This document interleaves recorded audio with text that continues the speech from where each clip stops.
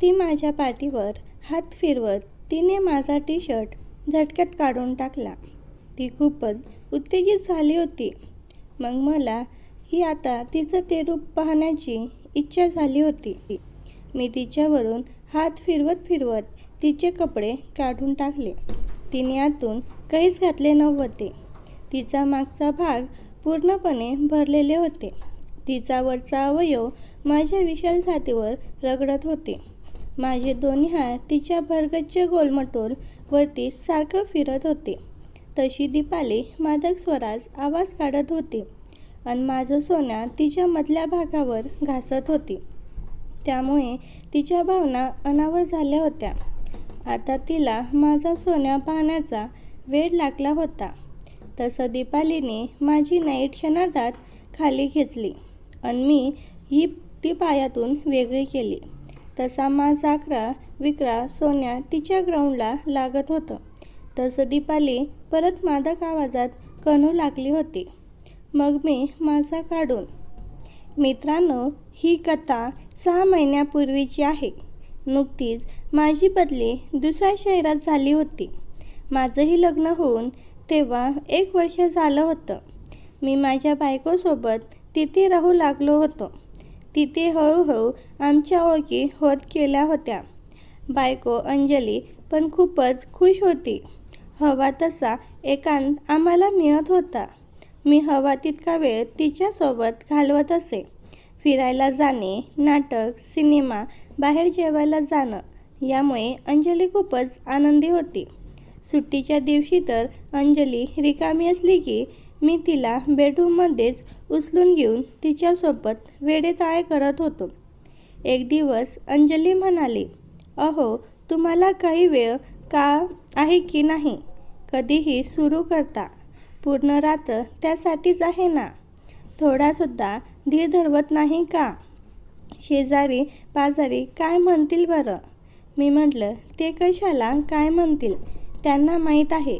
नवीन लग्न झालं यांचं." मग अंजली म्हणाली, "अहो, ती शेजारची ताई एक दिवस मला बोलता बोलता म्हटल्या की काय गं अंजली, भाऊजी घरी असले की तुमचं तर दारच बंद असतं आणि नको ते आवाज कानावर पडतात. भाऊजींना सांग जरा सावकाश करत जा म्हणून." अहो, मला तिचं बोलणं ऐकून लाजल्यासारखं झालं होतं. काय उत्तर द्यावं मला कळतच नव्हतं. मग मी अंजलीचं बोलणं ऐकून, "ठीक आहे अंजली, इथून पुढे असं काही होणार नाही. आता खुश आहेस ना?" मग त्या दिवसापासून मी स्वतःमध्ये बदल करून घेतला होता. पण का कुणास ठाऊक शेजारची ताई सोबत मी असे काही करेल. एक दिवस ती एकटीच बाहेर उभी असताना मी तिच्याकडे पाहत माझा सोन्याला हात लावत असताना नकळत तिने मला पाहिलं. तसं तिने स्मितहास्य करत तिने पण तिचा हात नको तेथे लावत मला प्रतिसाद देत होती आणि मी ते पाहून स्मितहास्य करत तिच्याकडे पाहत होतो. नंतर 5 मिनिटांनी मला फ्लाइंग किस देत घरात गेली. मी खूप खुश झालो होतो कारण मला तिच्याकडून ग्रीन सिग्नल मिळाला होता. ती माझ्याकडे आकर्षित झाली होती. मित्रांनो, ती म्हणजे कोण? आमच्या शेजारी एक कुटुंब राहत होतं. त्याचा नवरा एका कंपनीमध्ये सिक्युरिटी गार्ड म्हणून कामाला होता. त्याची 12 तासाची ड्युटी होती. तो कधी कधी डबल ड्युटीसुद्धा करायचा. त्याचा वेळ जास्त कंपनीमध्येच घालवायचा. त्याचं नाव विजय होते. त्याची पत्नी दीपाली खूप बोलकी आणि दिसायला सुंदर होती. त्यांना एक लहानसा 1 वर्षाची मुलगी पिंकी असे 3 जण राहत असत. विजय आणि दीपाली बोलायला सुस्वभावी होते. त्यामुळे त्या कुटुंबाशी चांगले संबंध प्रस्थापित झालेले होते. मला सुट्टी असली की आमचं चहा पाणी गप्पा आमच्याच घरात होत असे. त्या छोट्याशा पिंकीचा आम्हा दोघांनाही चांगलाच लळा लागला होता. दीपाली ही काही काम असेल तेव्हा ती पिंकीला आमच्याकडे सोडून जात असे.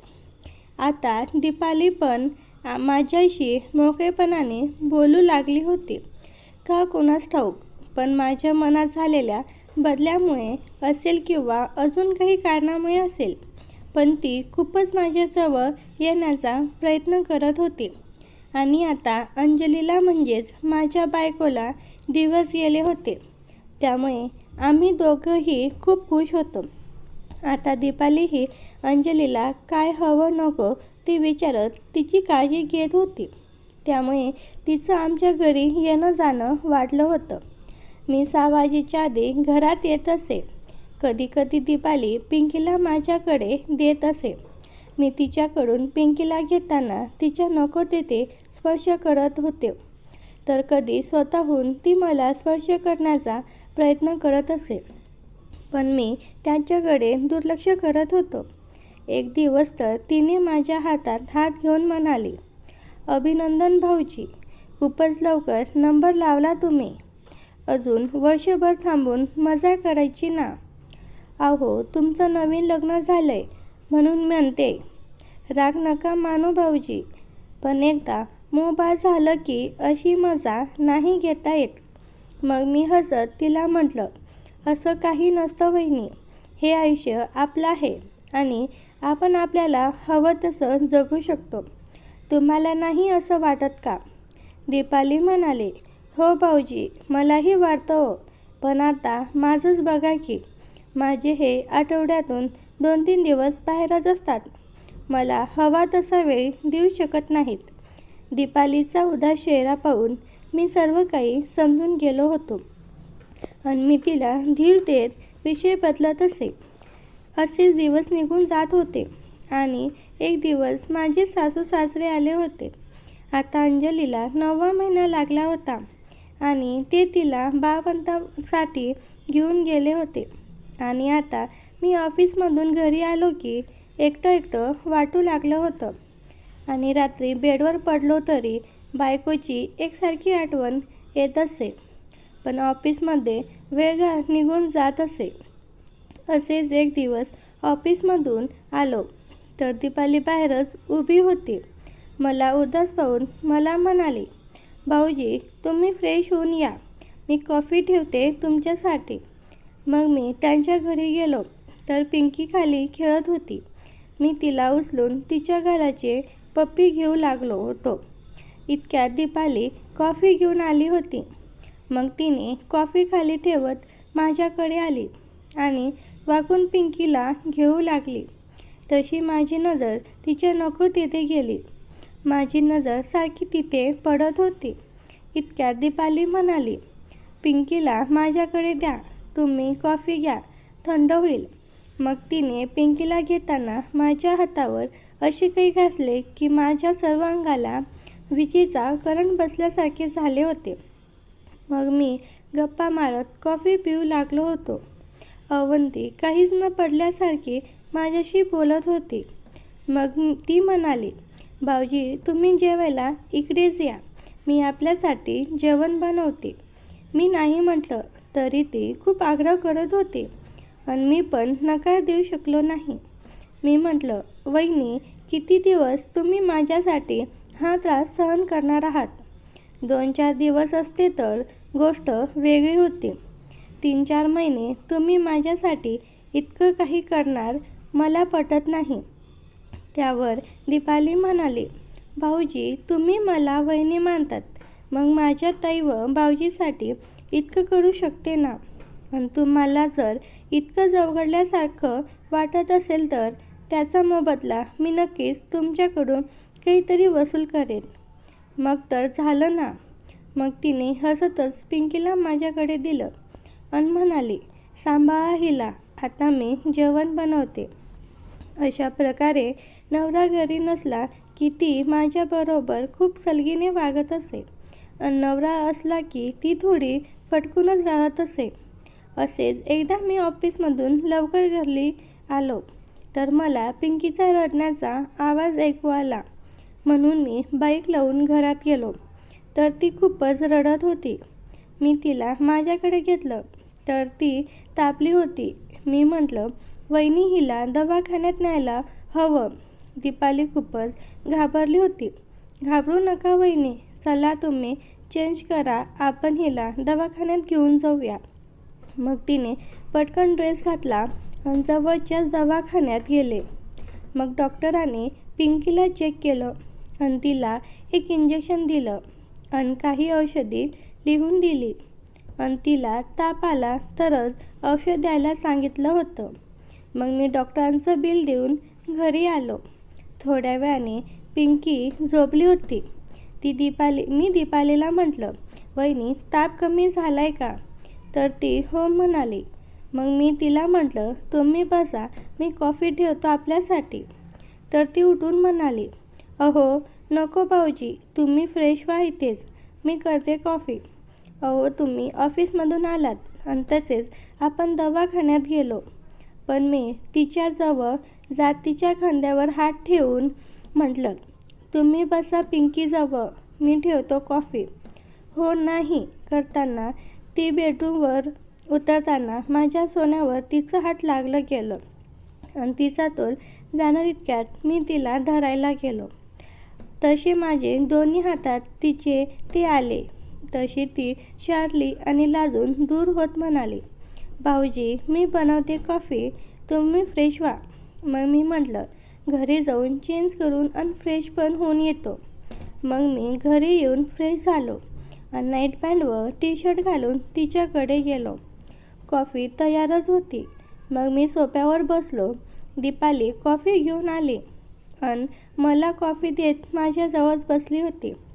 आम्ही दोघंही गप्पा मारत कॉफी पिलो. रात्रीचे 9 वाजून गेले होते. मी म्हटलं, वहिनी आज तुम्ही जेवण नका बनवू, मी घेऊन येतो बाहेरून. तशी ती माझ्या मांडीवर हात ठेवून म्हणाली, का हो भाऊजी, माझ्या हाताला चव नाही का? मग मी पण तिच्या मांडीवर हात फिरवत म्हटलं, असं नाही वहिनी, तुम्ही बसा पिंकीजवळ, तिची काळजी घ्या, आराम करा तुम्ही 1 दिवस तरी, तेवढंच तुम्हाला बरं पण वाटेल. मग ती हसत म्हणाली, ठीक आहे भाऊजी, तुम्ही म्हटलं तसं. आणि नकळत मांडीवरून हात फिरत माझ्या सोन्याला स्पर्श करत ती उठली आणि माझ्या हातातील कप घेऊन किचनमध्ये गेली. तिच्या त्या स्पर्शाने माझा सोन्या सरळ झालेलं होतं. मी जसा उठून उभा राहिलो तसा माझ्या पॅन्टचा उभार चांगला झाला होता. आणि त्याचवेळी दीपालीने रोखून पाहत म्हणाली, का हो भाऊजी, अंजली ताईची आठवण आली वाटतं. मी ते लपवण्याचा निष्फळ प्रयत्न करत असल्याचं पाहून दीपाली म्हणाली, हो लाजतात काय भाऊजी, असं होतं कधी कधी. मग मी म्हटलं, काहीही काय म्हणतात वहिनी, असं काही नाही हो. आणि मी बाहेर निघून गेलो. मी हॉटेलमधून जेवण घेऊन आलो. तेव्हा रात्रीचे 10 वाजले होते. दीपाली पिंकीला दूध पाजत होती. मी म्हटलं, बरं आहे का पिंकी? तसं ती म्हणाली, हो आता ताप उतरलाय पूर्ण भाऊजी. मग मी म्हटलं, बघा मगाशी उगाच तुम्ही घाबरला होता वहिनी. मग काय करणार, मी एकटी बाई म्हणून घरात एखादी प्रौढ बाई किंवा पुरुष हवा असतो. मग मी म्हटलं, हो वहिनी तुमचं बरोबर आहे. पिंकी आता झोपली होती. मग आम्ही दोघांनी जेवण केलं. दीपाली टेबल आवरू लागली होती. मी सोफ्यावर बसून तिचे हलणारे अवयव निरखून पाहत होतो. मग तिचं आवरल्यावर मी उठून तिला म्हटलं, वहिनी मी निघतो आता, जाऊन झोपतो, सकाळी ऑफिसला पण जायचं आहे. काय लागलं तर फोन करा मला.